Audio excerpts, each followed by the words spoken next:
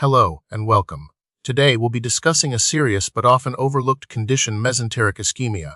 This involves a disruption of blood flow to the small intestine and potentially the large intestine, which can have severe consequences if left untreated. So, what causes this disruption?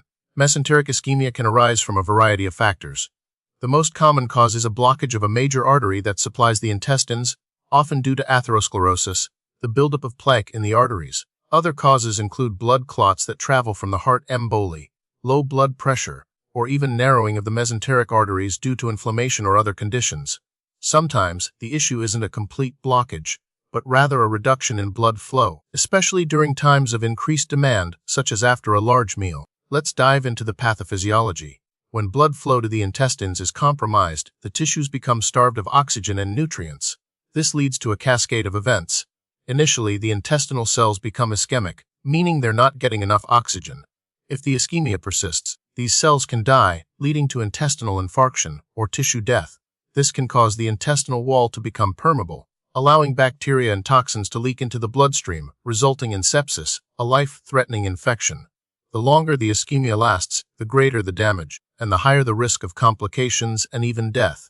Regarding epidemiology, mesenteric ischemia is relatively rare, but its incidence increases with age. It's more common in individuals with pre-existing cardiovascular disease, such as atrial fibrillation, heart failure, or peripheral artery disease. Other risk factors include smoking, high cholesterol, high blood pressure, and diabetes. The overall prevalence is difficult to determine precisely, as many cases may go undiagnosed, particularly in the early stages. Recognizing the signs and symptoms is crucial for timely diagnosis and treatment. The hallmark symptom of acute mesenteric ischemia is sudden, severe abdominal pain that is often out of proportion to the physical findings on examination. Other symptoms may include nausea, vomiting, diarrhea, and bloody stools. In chronic mesenteric ischemia, the pain may be more gradual and predictable, often occurring after eating, leading to a fear of food and weight loss. It's important to note that symptoms can vary depending on the type and severity of the ischemia. Diagnosing mesenteric ischemia can be challenging due to its non-specific symptoms. A thorough medical history and physical examination are essential. Imaging studies are crucial for confirming the diagnosis.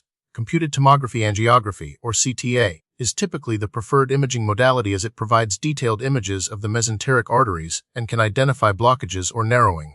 Other diagnostic tools include magnetic resonance angiography, or MRA, and mesenteric angiography, which involves inserting a catheter into an artery to visualize the blood vessels directly. Mesenteric ischemia can be broadly classified into two main types: acute and chronic.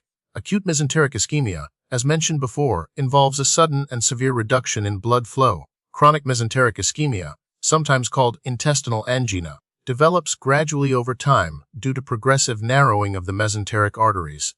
There's also a non-occlusive mesenteric ischemia, which occurs when there's a reduction in blood flow without a physical blockage. This is often related to low blood pressure or certain medications that constrict blood vessels.